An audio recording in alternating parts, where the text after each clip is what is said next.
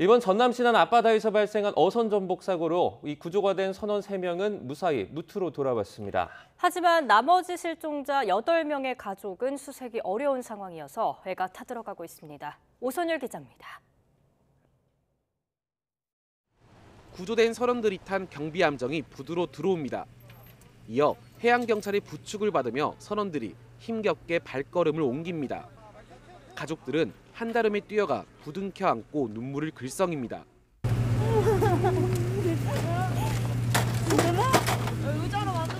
선원들은 건강 상태를 묻는 질문에 괜찮다고 말한 뒤 들것에 몸을 누이고 병원으로 옮겨졌습니다. 구조된 한국인 선원 2명과 외국인 선원 1명은 우선 병원으로 옮겨져 치료를 받은 뒤에 사고 당시 상황에 대한 조사가 진행될 예정입니다. 해경과 해군 등 구조 당국은 남은 승선원 수색에 총력을 기울이고 있지만 난항을 겪고 있는 상황. 실종자 가족들은 목포에 마련된 공간에서 수색 소식을 들으며 뜬 눈으로 밤을 보냈습니다. 새벽 3시에 전화 받고요.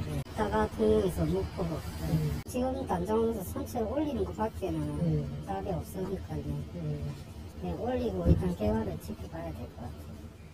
생존 선원들은 실종자 가족을 찾아 당시 상황을 전달했습니다. 포함을 지는 바람에 내려가 보니까 그때는 이미 손쓸 수 없는 상황이었고 한 절반 정도 이 바다에 물이. 해양경찰이 현재 바닷물 온도를 토대로 내다보는 최대 생존 가능 시간은 36시간 정도. 하염없이 바다만 바라보는 가족들은 생때 같은 가족의 극적인 구조 소식만을 간절히 기다리고 있습니다. YTN 오선열입니다.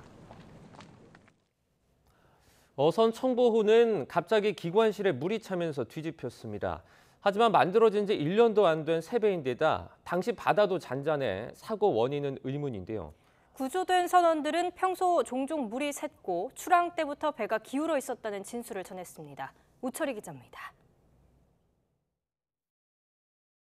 24톤급 통발어선 청보호는 지난 2일 오후 3시쯤 소라잡이를 위해 전남 진도 서망항을 출항했습니다. 인천에서 등록된 어선이지만 주로 서남 해역에서 조업한 것으로 알려졌습니다. 사고 당일인 4일엔 저녁 7시 반쯤 전북 군산 어청도 해역에서 제주 추자도로 뱃머리를 돌렸습니다. 본격적인 이상이 감지된 것도 바로 이때부터입니다. 배가 왼쪽으로 살짝 기울더니 시간이 지나선 쉬는 공간인 선실까지 물이 들어왔다고 구조된 선원은 증언했습니다. 3시간 정도 항해를 했는데 베트남 선원이 침실에 물이 이렇게 샌다고 기관장한테 이야기를 했나 봐요. 가장 아래쪽인 기관실은 이미 대처 불가능할 정도로 물이 찼습니다. 그리고는 불과 10분 만에 청보호는 뒤집힌 채로 바다에 잠겼습니다. 평소에도 엔진 이상으로 종종 물이 샜고 사고 당일에는 통발을 더 많이 실었다는 말도 있었습니다. 사고 어선은 건조된 지 채 1년도 되지 않은 새 배로 조사됐습니다. 작년 4월에 진수된 배라 그러고요. 사고 해역인 전남 신안 대비치도 인근의 당시 파고도 0.5에서 1m 정도로 비교적 잔잔했습니다. 해경은 배에 구멍이 뚫린 정황은 확인하지 못했습니다. 파공이 생겼다는 그 진술은 없습니다. 기관실에 물이 찼다. 기관장과 베트남인이 물을 푸다가 선장까지 가해서 3사람이 기관실에 있었다. 구조된 선원들의 진술이 현재로선 사고 원인 추정의 거의 유일한 단서. 정확한 사고 원인은 인양 이후에나 전문가 등과 함께 조사가 이뤄질 전망입니다. YTN 우철입니다.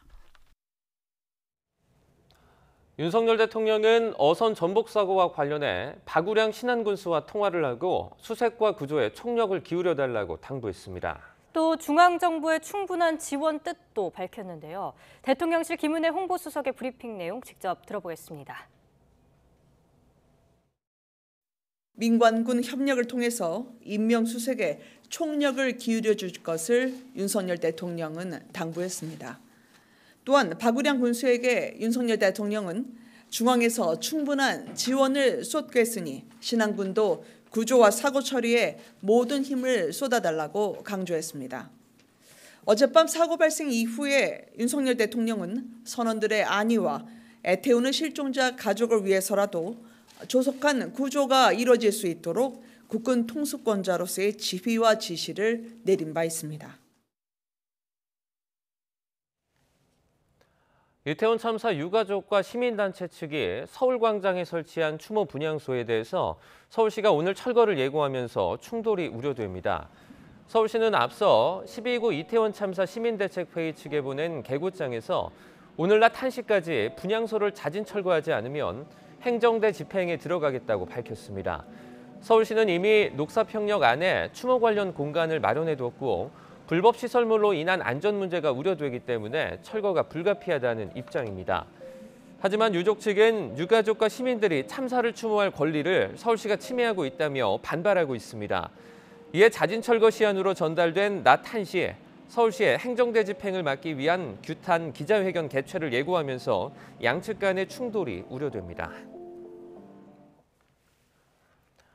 이태원 참사 발생 100일을 맞아 국회에서 열린 추모제에서 여야 지도부가 모처럼 한자리에 앉았습니다. 하지만 오늘부터 대정부 질문이 사흘 동안 열리는 등 2월 임시국회 곳곳에서 전운이 감돌고 있습니다. 김승환 기자입니다. 국민의힘 정진석 비대위원장과 더불어민주당 이재명 대표가 눈을 감은 채 손을 잡았습니다. 이태원 참사 100일을 맞아 국가기관이 준비한 추모제가 국회에서 처음 열린 겁니다. 어처구니 없는 참사가 일어나지 않도록 제도적 문제점을 해결하는 데 힘을 모으겠습니다. 더불어민주당은 60명 넘는 의원이 대거 모습을 드러냈지만 국민의힘은 의원 10명 남짓만 참석하며 온도 차이를 보였습니다. 정부와 집권 여당은 사회적 참사에 무한 책임이 있다고 생각합니다. 다시는 우리 사회에서 대형 사회적 참사가 재발하지 않도록 이 자리에 대통령께서 직접 오셔서 희생자를 추모하고 유족을 위로해 주셨으면 어땠을까 생각해 봅니다. 이런 가운데 국민의힘은 민주당의 대규모 집회를 이재명 대표의 방탄막을 두껍게 두르려는 행태라고 깎아내렸습니다. 오직 제명수호, 방탄호소를 위해서 국회를 내팽개친 채 거리를 선택한 것임을 국민께서는 모를 리 없습니다. 윤석열 정부 출범 뒤 두 번째로 진행되는 이번 주 대정부 질문에서 국민의힘은 이재명 대표 수사 관련 의혹과 방탄국회 논란 등을 벼르고 있지만 민주당은 역술인 천공의 대통령실 관저 개입설과 김건희 여사의 주가 조작 의혹 등을 파고들 것으로 보입니다. 여기다 민주당이 이상민 행정안전부 장관 탄핵안 제출 여부를 어떻게 결론 내느냐에 따라 전국은 더욱 얼어붙을 수도 있습니다. 절차 진행 중에 있고 의견수렴 중에 있기 때문에 좀 지켜보시죠. 아울러 양곡관리법 등 쟁점 법안과 관련해서도 여야의 의견이 좁혀지지 않아 여야의 충돌은 불가피해 보입니다. YTN 김승환입니다. 대통령실이 국민의힘 당권주자인 안철수 의원을 정면 비판했습니다. 안윤연 대표는 대통령 리더십을 흔드는 잘못된 이야기라며 윤 대통령을 전당대회에 끌어들이지 말라고 불쾌감을 감추지 않았습니다. 조은지 기자입니다. 안철수는 윤심이 아니다. 대통령실 고위 관계자 말을 인용해 지난주부터 이어지는 각종 보도에 국민의힘 당권주자 안철수 의원이 발끈했습니다. 지금 벌어지는 일들은 대통령실의 선거 개입이라는 정당 민주주의 근본을 훼손하는 중차대한 사안이라고 비판했습니다. 소모적인 윤심 논쟁이 계속되지 않게 관련 기사가 나오지 않도록 비대위와 선관위의 강력한 조치도 촉구했습니다. 글이 올라온 지 3시간 만에 대통령실 이진복 정무수석이 국회를 찾았고 기자들 앞에서 작심한 듯 안 의원을 직격했습니다. 안윤 연대란이 더는 대통령을 끌어들이지 말고 정책으로 승부하라고 일침을 났습니다. 대통령은 전당대회에 한 표를 행사하지만 표심을 공개적으로 밝힐 사람이 아니고 당원끼리 윤핵관이라는 표현을 쓰는 것도 옳지 않다고 경고했습니다. 그건 정말 잘못된 표현입니다. 대통령과 후보가 어떻게 동격이라고 지금 이야기를 하는 겁니까? 혹은 동수권자의 대통령의 리더십을 굉장히 흔드는 이야기입니다. 대통령실도 브리핑에서 국정 수행에 매진하는 대통령을 후보 자신과 동일에 세워놓고 캠페인에 끌어들이는 건 매우 부적절하다. 대통령과 소통하는 사람을 간신 취급하는 건 대통령을 무능하다고 욕보이는 것과 다름없다고 지적했습니다. 안 의원이 언급한 안윤연대, 윤핵관 등의 단어가 대통령실 폭발의 뇌관이 된 거라는 해석이 지배적입니다. 대선 후보 시절 극적인 단일화를 이뤘고 인수위원장까지 지낸 안 의원이지만 윤석열 정부 위기 때마다 방관하며 자기 정치만 한다는 인식이 용산에는 팽배합니다. 최근 안 의원 지지율이 상승하며 견제구를 날렸다는 평가가 나오는데 나경원 전 의원 해임에 이어 거듭 당무 개입이라는 논란을 피할 수는 없을 거라는 전망이 나옵니다. 이런 비판에도 불구하고 정권 심판 성격이 될 내년 총선을 생각하면 차기 당대표는 당정대를 원활하게 조율할 수 있는 확실한 우군이 맡아야 한다는 게 용산 내부의 분위기입니다. YTN 조은지입니다.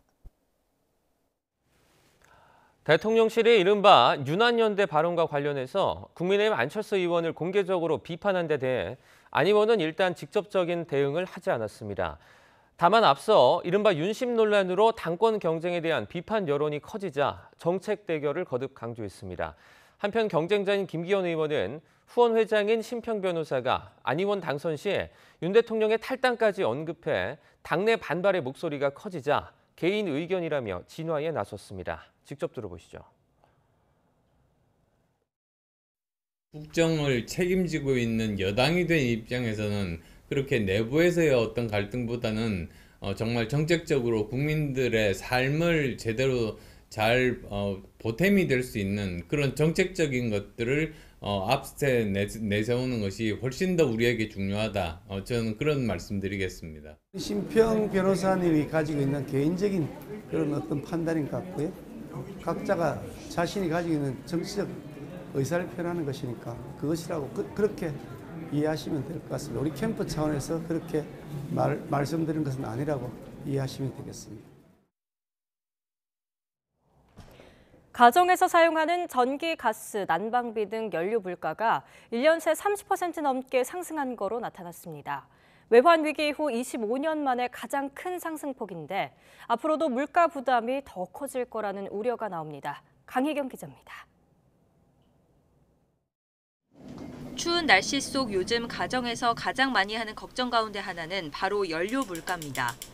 도시가스와 전기요금 등이 줄줄이 오르면서 물가 부담이 눈에 띄게 커지고 있는 겁니다. 2배 정도 올랐어요, 난방비가. 그래서 고지서 보고 깜짝 놀랐죠. 가스 사용은 샤워할 때라든가 뭐 설거지하고 그럴 때만 잠깐 써야 되는 거고. 상승률은 실제로 매섭습니다.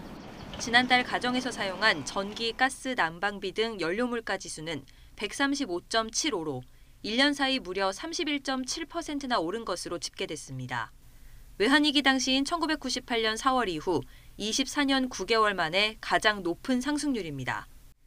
구체적으로 보면 도시가스가 36.2%, 지역 난방비가 34% 올랐고 전기료도 29.5% 상승했습니다. 국제 에너지 가격 상승이 공공요금에 반영되며 가정의 연료비 지출이 커지고 있는 겁니다. 산업통상자원부는 특히 취약계층에 대한 난방비 지원 상황을 면밀히 살피고 있습니다. 앞서 산업부는 취약계층에 대한 에너지 바우처 지원 금액과 가스요금 할인폭을 모두 2배로 늘리고 모든 기초생활수급자와 차상위 계층에 난방비 59만 2천 원을 지급하기로 했습니다.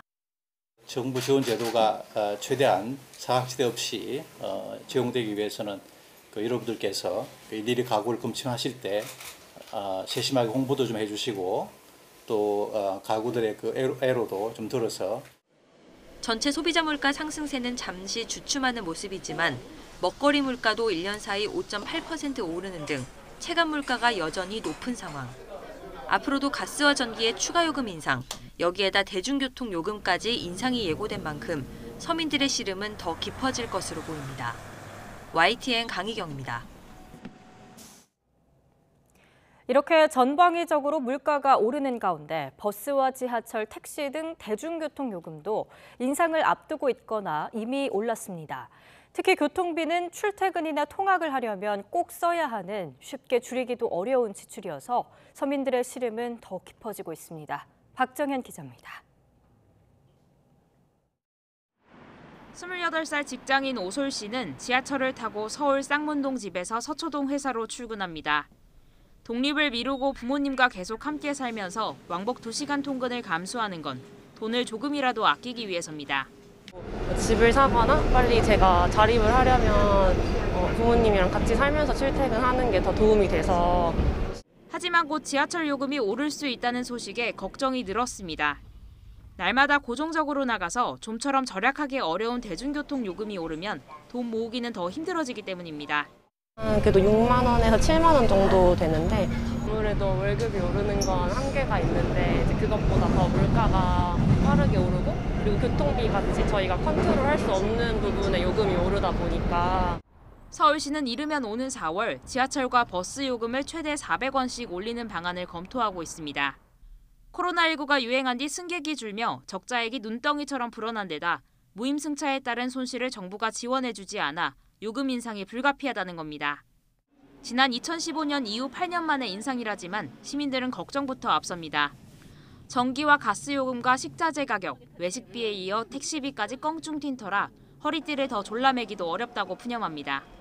경기도에 살고 서울로 계속 통학을 하면 지하철도 타고 버스도 타야 되는데 솔직히 알바비가 그렇게 많은 것도 아닌데 그중에서 절반 정도가 교통비로 빠져나간다고 생각하니까 요즘에 가스요금까지 지금 대폭적으로 많이 올랐잖아요. 그래서 서민들에게는 정말로 죽어라 하는 것 같고 무임승차를 적용받는 나이를 높이는 등 고질적 적자의 원인을 손보는 등 근본적인 해결책부터 검토해야 한다는 지적도 나옵니다.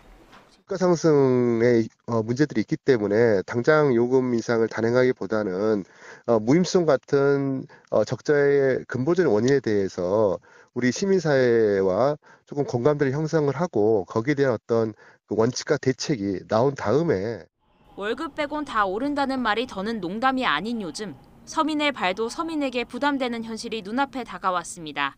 YTN 박정현입니다.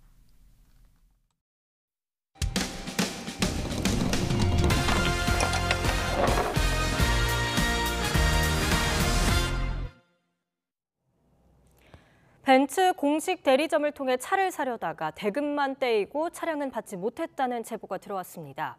딜러가 자신의 개인 계좌로 돈을 받은 뒤 잠적해버린 건데 대리점이 제대로 대응만 했어도 피해를 막을 수 있을 거란 지적이 나옵니다. 제보는 Y 김다현 기자입니다. 오모 씨는 재작년 벤츠 차량을 사기 위해 공식 대리점과 계약을 맺었습니다. 차가 곧 나올 거라는 자동차 딜러 A씨의 말에 이듬해엔 8천여만 원도 입금했습니다. 그러나 차량 출고일은 차일피일 미뤄졌고 돈을 보낸 계좌는 A씨의 개인 계좌였던 것으로 드러났습니다. 일단 반도체 대란으로 해서 차가 좀 지연이 된다고 했고요. 일단 또 그리고 22년식 대비 23년식 차량으로 해서 받는 게 저한테는 더 좋다고 해가지고서 기다렸습니다. 걱정스러운 마음에 최근 대리점에 연락한 오 씨는 A씨가 회사를 떠났다는 청천벽력 같은 소식을 들었습니다. 다른 고객의 돈을 가로채 불미스럽게 퇴사했다는 겁니다. 하지만 대리점 측은 A씨가 퇴사해 담당 딜러가 바뀌었다는 사실조차 제대로 공지하지 않았습니다. 결국 딜러가 퇴사한 것도 모른 채 엉뚱한 계좌로 거액을 보내고만 오 씨. A씨는 이제 연락도 되지 않고 그저 막막할 뿐입니다. 이에 대해 벤츠코리아는 판매사와 관련된 일이라 책임질 수 있는 게 없다는 입장이고 대리점과 차량 판매사도 말을 아끼며 피해 변제 방안을 논의하고 있다는 짤막한 답변만 내놓고 있습니다. 여기에 대해서 더 이상 말씀드릴 것도 없고 하니까 더 이상 통화는 좀 무의미할 것 같아서요. 법률 전문가들은 대리점과 본사에 직접 형사 책임을 묻긴 어렵더라도 고객 관리를 소홀히 하고 계약 진행 상황을 제대로 챙기지 못한 정황은 있다고 지적합니다. 딜러의 계약 체결 수와 입금 처리, 출고 상황 등을 잘 확인했어야 할 의무가 있다고 볼 수 있어서 민사 손해배상도 청구할 수 있을 걸로 생각됩니다. 또 같은 판매사의 다른 대리점에서도 딜러가 고객 20여 명의 차량 대금 20억여 원을 가로챈 혐의로 경찰에 고소됐고 현대차 본사 소속 직원이 고객 돈을 빼돌려 입건되는 등 최근 비슷한 사기가 잇따르고 있습니다. 모두 영업사원이 개인 계좌로 돈을 빼돌린 건데 전문가들은 이런 경우 소비자에게도 일부 과실이 있다는 판단이 나올 수 있어 보상이 쉽지 않다며 각별히 주의해야 한다고 강조합니다. YTN 김다현입니다. 미국 본토 상공을 가로지른 중국의 정찰 풍선이 미군에 격추돼 바다로 떨어졌습니다. 중국이 과잉 대응이라고 주장하며 반발하는 가운데 미국은 풍선 잔해를 수거해 침투 의도 등을 분석하는 작업을 본격화하고 있습니다.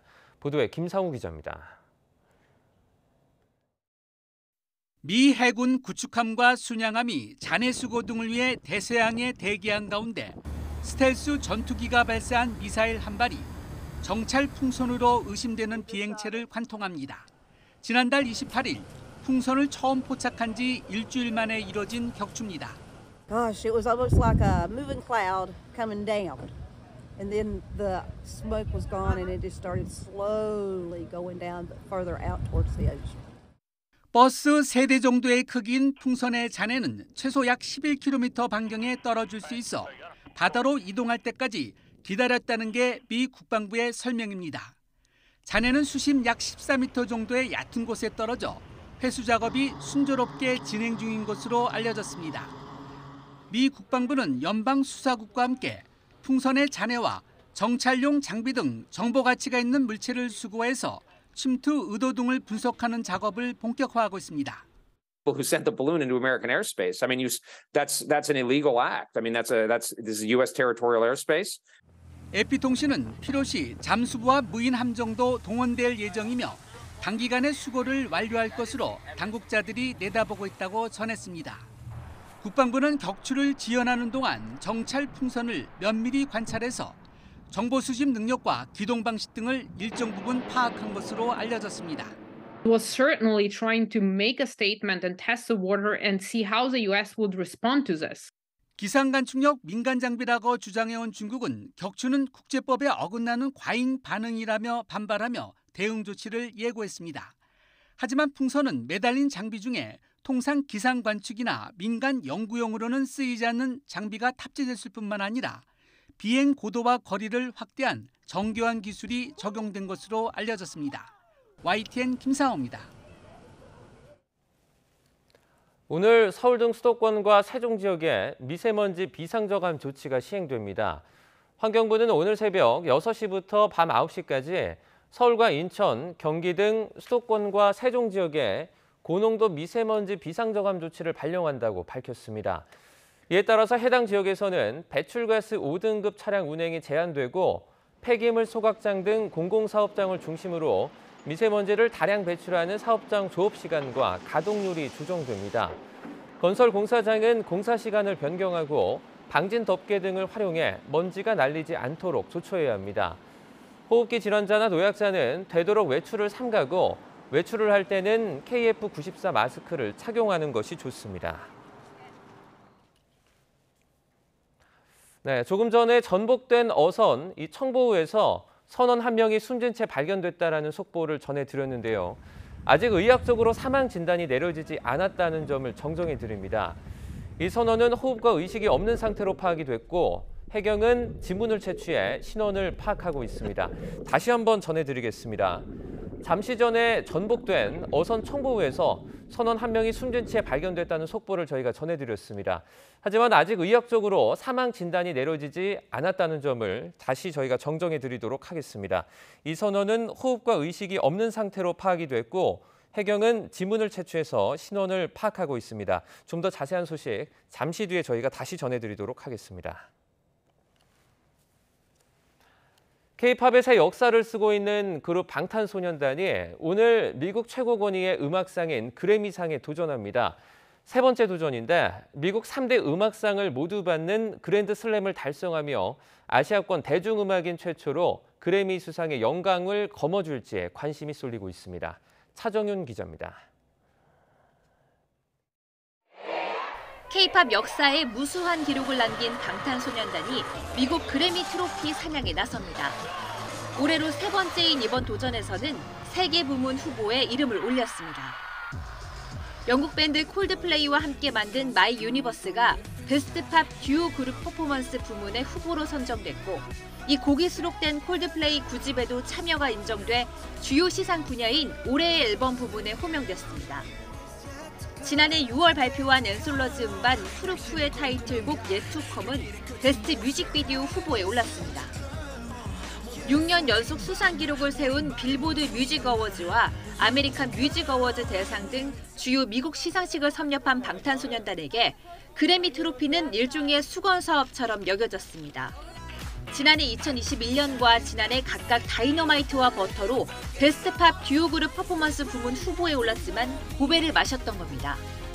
2년 연속 그래미 수상이 불발되자 멤버들은 솔직하게 아쉬움을 드러내기도 했습니다.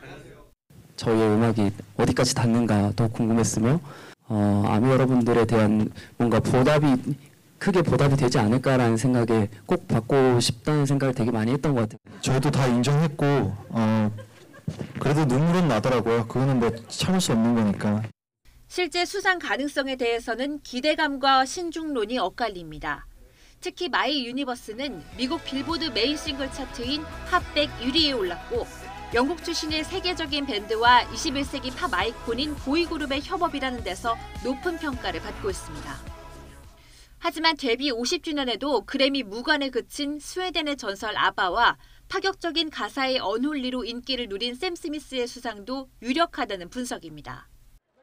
백인 남성들의 시상식이라고 비판받는 그래미의 철옹성을 뚫고 아시아 대중음악인으로서 최초 수상 기록을 쓸 수 있을지 관심이 모아집니다.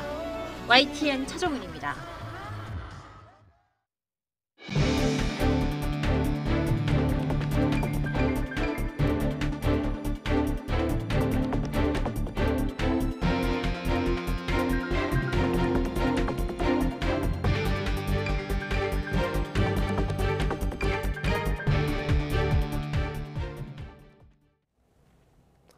전남 신안군 앞바다에서 어선 청보호가 뒤집힌 지 사흘째 실종자 8명 가운데 9명 가운데 1명이 발견됐습니다.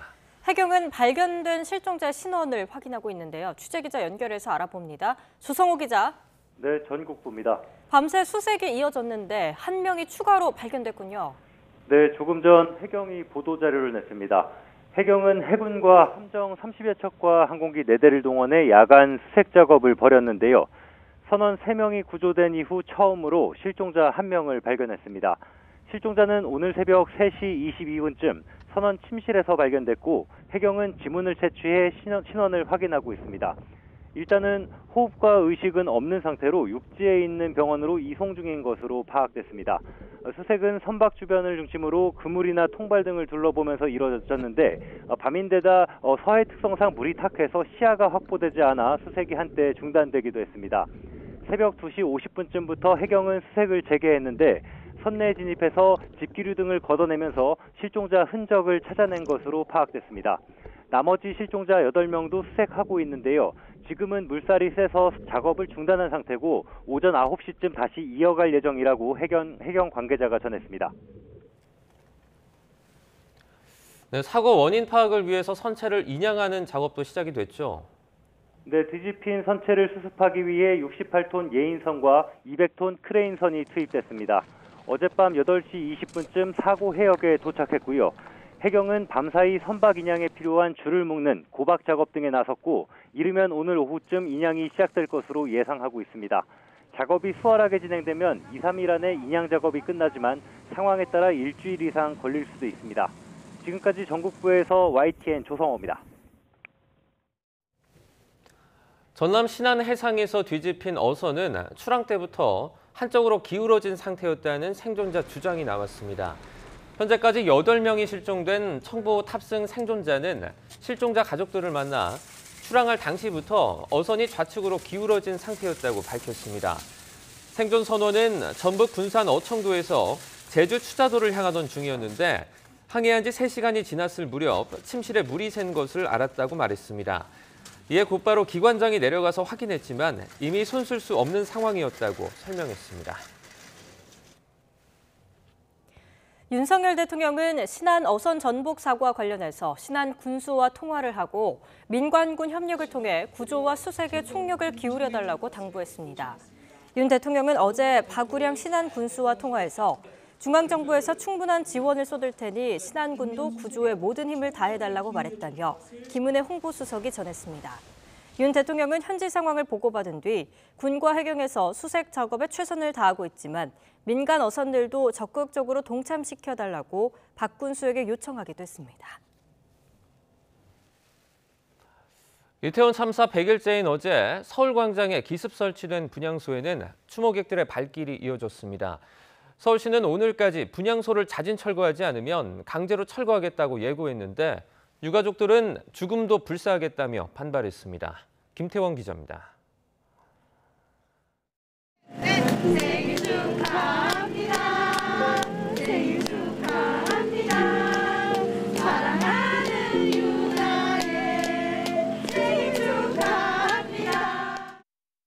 이태원 참사 100일 26번째 생일을 맞은 희생자 김유나 양의 영정 앞으로 화려한 케이크가 놓였습니다. 혹시라도 마음이 전해질까 딸의 사진을 어루만지던 어머니는 끝내 울음을 터뜨리고 말았습니다. 분향소를 찾은 시민들은 안타까운 마음에 눈물을 훔치고 두 손 모아 추모의 마음을 보냅니다. 젊은이들이 이렇게 너무 허무하게 하늘나라로 간 것에 대해서 너무 아쉽고 안타까운 마음이 들고, 만약에 나의 자녀가 이런 상황을 겪는다고 하면은 정말 저도 그런 요구사항을 했을 것 같습니다.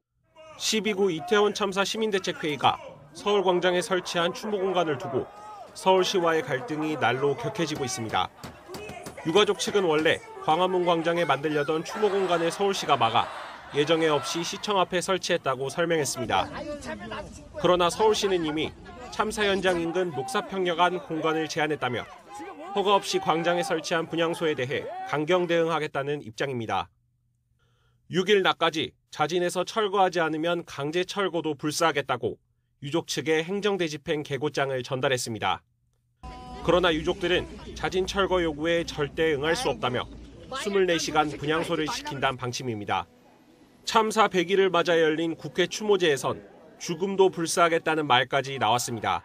그러한 천막 분향소를 철거하러 올 경우 휘발유를 준비해놓고 그 자리에서 전부 이 아이들 따라 갈 것입니다. 혹시 모를 충돌을 대비하기 위해 경찰은 서울광장 곳곳에 기동대 6개 중대 300여 명을 투입해 대비하고 있습니다.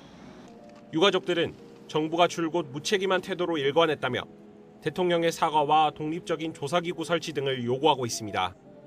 YTN 김태원입니다. 대통령실이 국민의힘 당권주자인 안철수 의원을 공개 비판했습니다.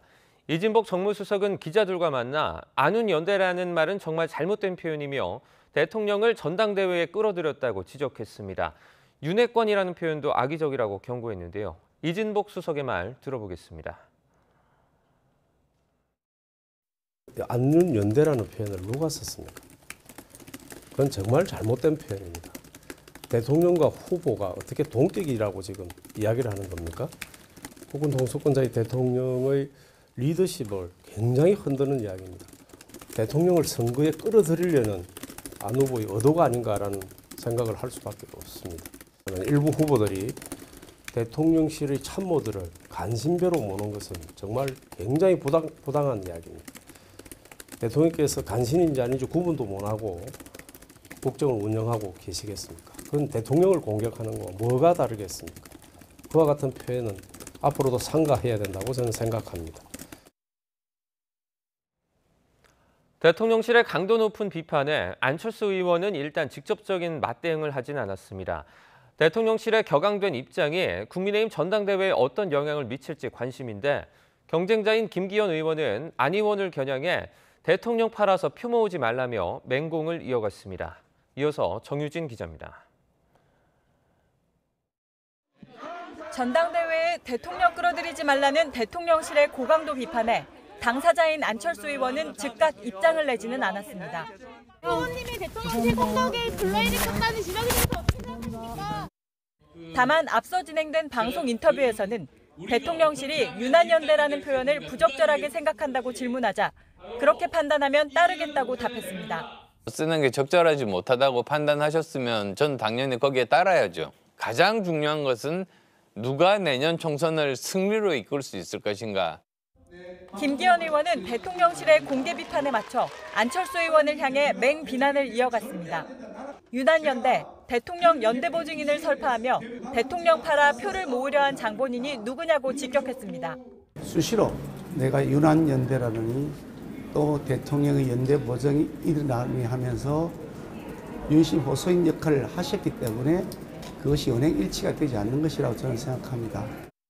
이진복 정무수석을 접견한 정진석 비대위원장도 유난연대라는 표현은 대통령 리더십에 흠집을 낼 수 있다고 대통령실 입장에 힘을 실었습니다. 기본적으로 대통령과 대통령실을 당내 선거에 끌어들이는 것은 바람직하지 않습니다. 그런 거를 조금 좀 자중자애해야 되겠다라는.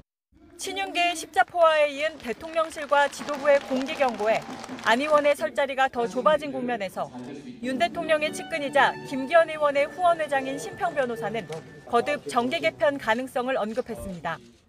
안 의원이 당대표가 되면 대통령의 탈당과 신당 창당으로 이어질 수 있다고 주장하자 이준석 전 대표는 예고된 진실인지 망상인지 밝히라고 맞받았습니다. 이에 대통령실은 별다른 입장을 내지 않았고 김기현 의원은 심 변호사 개인 의견일 뿐이라고 선을 그었습니다. 윤심 공방에 이어 국민의힘 전당대회가 이제는 대통령의 탈당과 정계 개편설로까지 번지며 과열돼도 너무 과열됐다는 지적이 나옵니다. YTN 정유진입니다. 자재값과 인건비 증가에 따라 공사비를 올려달라는 시공사와 이에 반발하는 재건축 조합 간의 갈등으로 곳곳에서 공사 중단이 이어지고 있습니다. 전문가들은 제도적 보완책을 마련하지 않으면 아파트 공급 차질로 이어질 수 있다며 우려합니다. 이동우 기자가 취재했습니다. 서울 서부지방법원 뒤 1,100여 가구에 이르는 서울 마포구 아파트 건축 현장. 지난해 6월 공사를 시작하려 했지만 아직 착공조차 하지 못하고 있습니다. 자재비와 인건비 증가에 따라 공사비를 올려달라는 시공사와 증액 규모가 지나치다는 조합 사이에 절충점을 찾지 못했기 때문입니다. 협상이 지지부진하며 공사 재개 시기도 알 수 없습니다.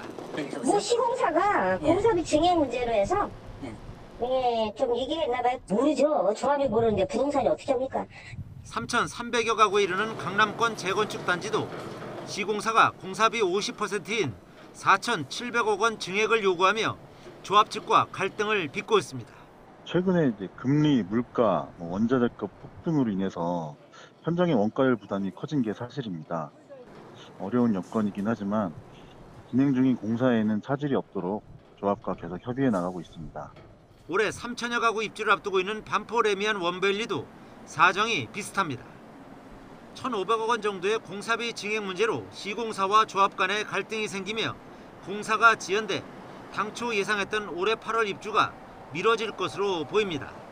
3천여 가구에서 7천여 가구로 재탄생하는 반포 주공 1단지도 시공사가 조합에 공사비를 올려달라고 요구한 것으로 알려졌습니다. 공사비 갈등이 장기화되거나 다른 단지까지 확산할 경우 추후 주택 공급에 차질이 생길 가능성이 있습니다. 정부의 제도적 보완책이 필요해 보입니다. 공사비가 크게 올라가면 당연히 조합원 분담금과 일반 분양가도 높아질 수밖에 없습니다. 전문가들은 공사비 갈등으로 반년 동안 공사가 중단되며 1조 6천억 원의 추가 비용이 발생한 둔촌주공 사태가 곳곳에서 재현될 수 있다고 우려합니다. YTN 이동호입니다. 겨울철 난방이 필수적인 시설 재배 농가들은 최근 치솟는 난방비에 직격탄을 맞고 있는데요. 정부가 유가 보조금을 지원하기로 했지만 농가의 어려움을 해소하기에는 여전히 부족하다는 목소리가 나옵니다. 송세혁 기자입니다. 3,000제곱미터가 넘는 딸기 재배 비닐하우스입니다. 온수 보일러와 열풍기로 최저 온도 4도를 유지하고 있습니다. 적정 온도보다 3도나 낮췄는데도 지난달 기름값과 전기, 가스 요금은 모두 300여만 원으로 지난해보다 40%나 늘었습니다. 갑자기 오르다 보면 그게 흐트러져서 무리하게 온도를 낮춘다 그러면 사실 작물 생리도 안 좋아져서 악순환이 되거든요. 이 화훼 농가 역시 난방비 걱정에 전체 10,000제곱미터 가운데 절반은 온풍기를 못 틀고 있습니다. 온풍기를 가동하지 않으면 온도가 5도 정도 낮아져 꽃 생육이 느려질 수밖에 없습니다. 꽃 품질을 높이기 위해서는 이 조명등이 필요합니다. 하지만 올해는 전기요금 부담 탓에 아예 사용하지 못하고 있습니다. 하지만 한 달 전기요금은 오히려 지난해보다 30% 넘게 늘어난 700만 원에 이릅니다. 여기에 인건비와 비료값, 자재비 등도 줄줄이 오른 상황.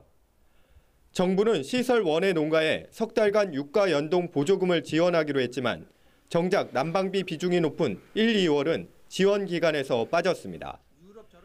더욱이 전기요금은 지원 대상에도 포함되지 않았습니다. 2년 전에 기름값이 너무 올라갔고 전기 온풍기로 시설을 바꿨는데 올해 갑작스레 이렇게 전기요금이 올라가니 지금 황당하고 어떻게 할지 대책이 지금 안 서 있는 이런 상태입니다. 난방비는 치솟고 경기 침체로 인해 작물 소비는 줄어드는 이중고로 시설 재배 농가들이 어느 해보다 힘든 겨울을 보내고 있습니다. YTN 송세혁입니다. 한 번 불이 나면 끄기 어려운 전기차의 문제점이 부각되면서 소비자의 불안감이 커지고 있습니다. 한파에 충전 효율이 떨어지고 충전소가 부족한 문제도 있다 보니 전기차 업계에선 부정적인 이미지를 바꾸기 위해 안간힘을 쓰고 있습니다. 현장에서 이승윤 기자입니다. 주행 중이던 테슬라 전기 자동차에서 불길이 치솟습니다. 차를 물속에 담근 뒤에야 불을 껐습니다. 주차된 테슬라 전기차에서도 불이 났는데 소방 인력이 3시간이나 물을 퍼붓고 나서야 껐습니다. 전기차 보급이 늘며 진화가 어려운 전기차 화재 사고도 매년 급증하는 추세입니다. 국내 전기자동차 업계는 화재 안전을 강조하고 있습니다. 화재 발생을 점검하기 위해 공개적으로 전기차 충돌 시험을 진행할 정도입니다. 해외 업체들도 충돌 때 배터리 화재 억제에 역량을 집중하고 있습니다. 내연 자동차의 경우에는 바로 이 부분에 엔진이 위치해 있습니다. 하지만 이 전기 자동차의 경우에는 바로 이 지점에 금속 완충제를 갖춰서 교통사고가 발생했을 때 리튬 배터리로 가는 충격을 분산시키고 있습니다. 금속 완충제를 정면과 측면 모두에 설치한 경우 화재가 한 건도 발생하지 않은 것으로 나타났습니다. 충전도 넘어야 할 고개입니다.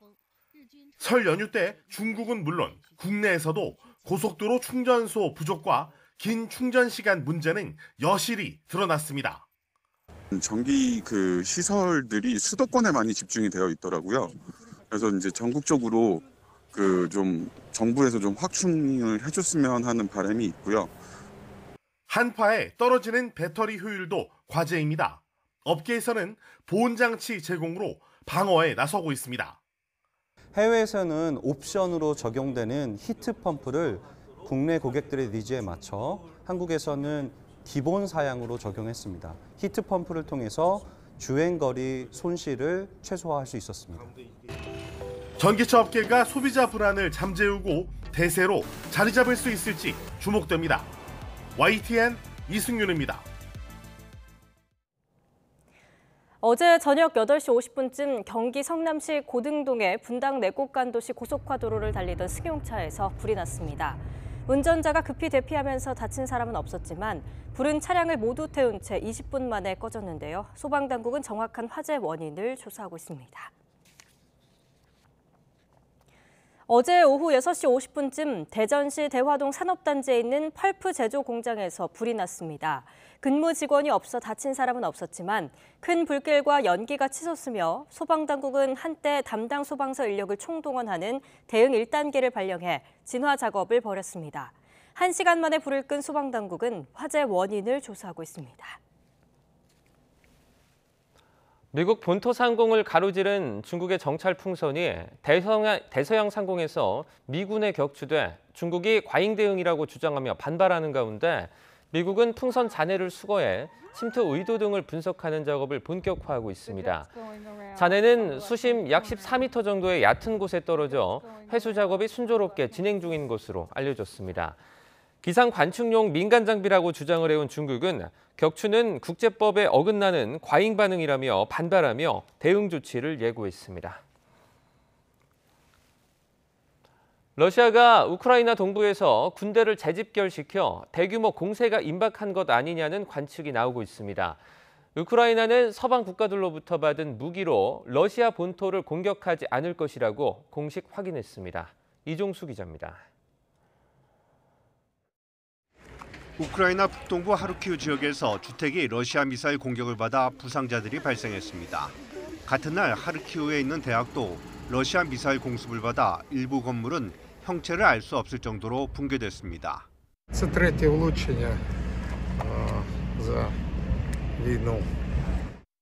우크라이나 동남부 도네츠크 주 도시 바흐무트에선 치열한 접전이 벌어지고 있습니다.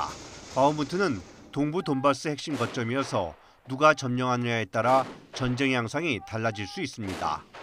바흐무트를 중심으로 러시아가 점점 더 많은 병력을 추가해 힘겹게 버티고 있다고 젤렌스키 우크라이나 대통령도 털어놓았습니다. Мені часто доводилося говорити, що ситуація на фронті жорстка і що ситуація стає жорсткіше. 여기에 러시아가 동부 전선에 예비군 동원용으로 확보한 병력을 추가 투입해 군을 재편하면서 우크라이나 5곳 동시다발 공격을 준비하고 있는 정황이 포착됐다고 월스트리트 저널은 보도했습니다. 한편 우크라이나는 현지 시간 5일 서방 국가들로부터 받은 무기로 러시아 본토를 공격하지 않을 것이라고 밝혔습니다. Ми заодно партнерам офіційно завжди стверджуємо, що ми беремо на себе зобов'язання не застосовувати зброю від іноземних партнерів по території Російської Федерації. 최근 미국은 22억 달러 규모의 추가 우크라이나 무기 지원 패키지를 준비 중이며 지원 대상 중에는 러시아 본토를 공격할 수 있는 사거리 150km에 이르는 로켓 시스템도 있는 것으로 알려졌습니다. YTN 이종수입니다. 칠레 곳곳에서 산불이 발생해 지금까지 최소 23명이 숨졌다고 로이터와 AP통신 등이 보도했습니다. 이로 인해 칠레 중부에 있는 비오비오주와 누블레주에 이어서 남부 아라우카냐주 등이 긴급 재난지역으로 선포됐다고 전했습니다. 통신은 폭염 속에 확산하는 산불로 인해 당국이 진화에 어려움을 겪고 있다면서 20여 명의 사망자 외에도 1,000명가량이 다쳤고 1,100여 명이 대피소로 피난했다고 보도했습니다. 미리 보는 오늘입니다. 오늘 새벽 6시부터 밤 9시까지 수도권과 세종 지역에 미세먼지 비상저감 조치가 시행됩니다. 이에 따라 해당 지역에서는 배출가스 5등급 차량 운행이 제한되고 미세먼지를 다량 배출하는 사업장 조업 시간과 가동률 등이 조정됩니다. 국회는 오늘부터 사흘 동안 윤석열 정부 두 번째 대정부 질문을 진행합니다. 오늘 오후 2시 국무총리, 법무부, 행정안전부 장관 등을 상대로 정치, 외교, 통일, 안보 분야 관련 질의를 하는데요. 국민의힘은 이재명 대표 수사 관련 의혹과 방탄국회 논란 등을, 민주당은 역술인 천공의 대통령실 관저 개입설 등에 화력을 집중할 거로 보입니다. 더불어민주당이 이상민 행정안전부 장관 탄핵안 제출 여부에 대해서 오늘 최종적으로 결정할 방침입니다. 민주당은 어제까지 온라인으로 전체 의원들을 대상으로 의견을 수렴했고 오늘 당 최고위원회와 의원총회를 거쳐서 이 장관에 대한 탄핵안을 발의할지 결정합니다. 정부와 여당이 오늘 당정협의회를 열고 화물운송산업 정상화 방안을 논의합니다. 이 자리에선 기존 안전운임제를 표준운임제로 개편하는 등 국토교통부가 검토해온 화물운송시장 정상화 방안 세부 과제 등에 대한 논의가 이루어질 거로 보입니다. 그룹 방탄소년단 BTS가 3년 연속 미국 음악계 최고 권위의 그래미 어워즈 후보로 지명된 가운데 오늘 열리는 시상식에서 수상 여부에 관심이 모이고 있습니다. BTS가 수상에 성공하면 아시아권 가수 최초 그래미 수상이라는 기록을 세우게 됩니다. 지금까지 미리 보는 오늘이었습니다. 입춘이 지나고 봄이 빠르게 찾아오는 듯 이번 한 주는 예년보다 온화한 날씨가 이어지겠습니다. 현재 서울 기온은 영하 1.2도로 예년 기온을 4도가량 웃돌고 있고요. 낮 기온은 영상 9도까지 오르면서 어제보다 그리고 예년보다 높겠습니다.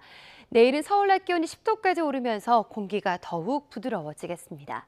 하지만 추위가 물러난 자리에 어김없이 미세먼지가 찾아왔습니다. 현재 남해안과 제주도를 제외한 대부분 지역의 대기질이 탁한데요. 오늘 경기 남부와 그리고 충북 지역은 오전 한때 대기질이 매우 나쁨 수준까지 치솟겠습니다. 이에 따라서 수도권과 세종 지역은 미세먼지 비상 저감 조치도 내려집니다. 오늘 새벽 6시부터 저녁 9시까지 공공사업장과 공사장의 운영이 단축되고요. 5등급 차량의 운행도 제한되겠습니다. 오늘 전국이 대체로 구름만 가끔 지나겠지만 오전까지 중부지방은 먼지와 안개가 뒤엉키는 곳이 많겠습니다. 제주도는 오후부터 내일 오전까지 5에서 20mm의 비가 예상되고요. 반면 동쪽 지역은 메마른 날씨가 이어지겠습니다. 현재 기온 살펴보면 서울 영하 1.2도, 광주는 영하 2도로 어제보다 1에서 2도가량 높게 출발하고 있습니다. 낮 기온은 서울 9도, 대구 12도, 광주는 13도까지 오르면서 일교차가 10도 이상 크게 벌어지겠습니다. 내일 늦은 오후부터 모레 새벽 사이 동해안 지역에 비가 내리겠지만 양이 적어서 건조함을 해소하긴 어렵겠습니다. 날씨였습니다. 굿모닝 YTN 1부는 여기까지입니다. 잠시 후 2부가 이어집니다. 시청해주신 여러분 고맙습니다.